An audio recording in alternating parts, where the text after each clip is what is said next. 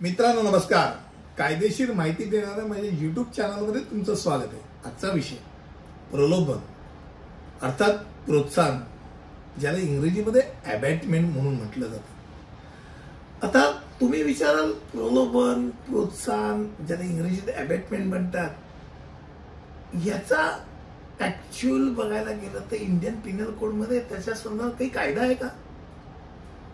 तर 100% आहे. हे लक्षात घ्या. मुळात उत्तेजित करणं म्हणजे एखाद्या व्यक्तीला गुन्हा करण्यास प्रवृत्त करणं, प्रोत्साहन देणं, किंवा एक प्रकारे जो गुन्हेगार गुन्हा करत असतो त्याला मदत करणं, असा प्रकार असतो.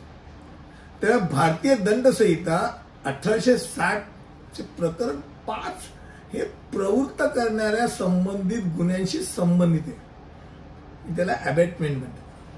म्हणजे मुळात उत्तेजित करणं, एखाद्या व्यक्तीला गुन्हा करण्यास प्रवृत्त करणं, प्रोत्साहन देणं, की कुठे गुन्हा करतोय मदत करायला जाणं, हे सगळं त्याच्यात काय गोष्टी केल्यानंतर त्याला अबॅटमेंट म्हणतात, प्रलोभन म्हणतात, हे दिले. आता गुन्हेगारी कट आणि प्रोत्साहन ह्यामध्ये थोडा फरक आहे, हे पहिल्यांदा जाणून घ्या. प्रलोभन प्रवृत्त करणारा आणि मुख्य गुन्हेगार यांच्यात कोणत्याही पूर्व कराराची आवश्यकता नसते. काही ठरलेलं नसतं. तो त्याला उचकवत असतो, मार रे त्याला, आणि अपेक्षित रिझल्ट मिळाला म्हणजे त्याला उचकवण्याकरता तरी आधी ठरवलं नसतं. पण ज्या वेळेला काही स्पेसिफिक कट करण्याकरताच असतं, दोघांनी एकत्र मिळून ठरलं की अरे याचे आता असं असं करायचं, याला फसवायचं दोघांनी मिळून, आणि ते त्या फसवण्याच्या करता जेव्हा ते कट कारस्थान निर्माण करतात तेव्हा त्याला गुन्हेगारी कट म्हणतात. त्याला क्रिमिनल कॉन्स्पिरसी म्हणतात. त्यामुळे 2 किंवा अधिक व्यक्तींमधला जो करार जेव्हा तो लिखित किंवा तोंडी असतो ते क्रिमिनल कॉन्स्पिरसी, कट कारस्थान, गुन्हेगारी कट. पण प्रोत्साहन वेगळं आहे. म्हणजे तुम्हाला गंमत वाटेल की एक व्यक्ती एकदम भडकू आहे, मार त्याला, मार ह्याला बंदुकीने मारलं पाहिजे, ही बघ बंदूक, दे बंदूक, दिला नाही बंदुकीने गोळी घाल. त्याला माहिती आहे की हा माणूस गरम डोक्याचा आहे, त्याला फक्त हँडल दिल्याचं काम झालं की हा पुढचं काय करायला मोकळा झाला.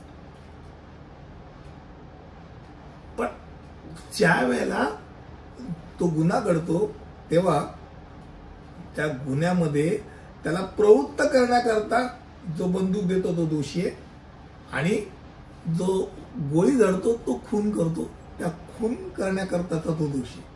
म्हणजे दोघांचाही दोष आहे, दोघांवरती दोषारोप लागू होतो, फक्त प्रत्येकाची स्टेज वेगळी असते.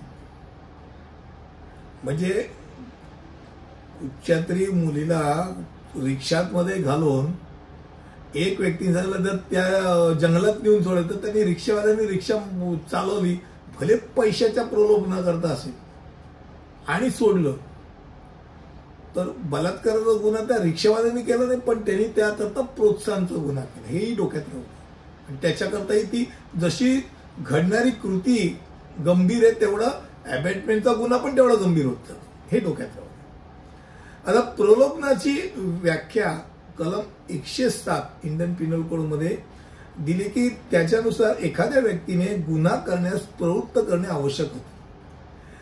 आता तिची तरतूद विहित केलेल्या 3 पद्धतींपैकी कोणत्याही पद्धतीने तो प्रवृत्त करू शकतो. पहिली गोष्ट म्हणजे एखाद्या व्यक्तीला ती गोष्ट करण्यास प्रवृत्त करणं.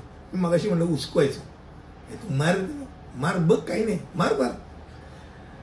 दुसरी गोष्ट म्हणजे ती गोष्ट करण्याच्या कटात दुसऱ्या व्यक्तीशी गुंतणे, म्हणजे त्या गोष्टी करता कट कारस्थान करणं आणि त्याकरता त्याला मदत करणं. आणि खास करून मी मगाशी उल्लेख केला की रिक्षाने चल मी तिथपर्यंत नेऊन देतो, मग माझा तेवढा सहभाग, मी काय नाही केलं त्यात. पण तुम्ही जेव्हा त्याला मदत करता, हे तू पुरस्पर मदत करता, गुन्हेगाराला मदत करता, तर त्यांनी केलेल्या गुन्ह्यामध्ये तुमचं अबॅटमेंट असतं, तुमचं प्रोत्साहन तुम्ही दिलेलं असतं. त्यामुळे भले प्रलोभनाने असेल, प्रोत्साहन असेल, गुन्हेगार हा तुम्ही पण होता ज्याला तुम्ही अबॅटमेंट करता. आज अमेंडमेंटवरती म्हणजे प्रलोभन किंवा प्रोत्साहन म्हणजे काय या संदर्भात आपण चर्चा केली. मला वाटतं तुम्हाला नक्कीच हा विषय आवडला असेल. पुढील विषयामध्ये असंच काहीतरी नवीन घेऊन येईल. तिथपर्यंत इथेच थांबतो. धन्यवाद.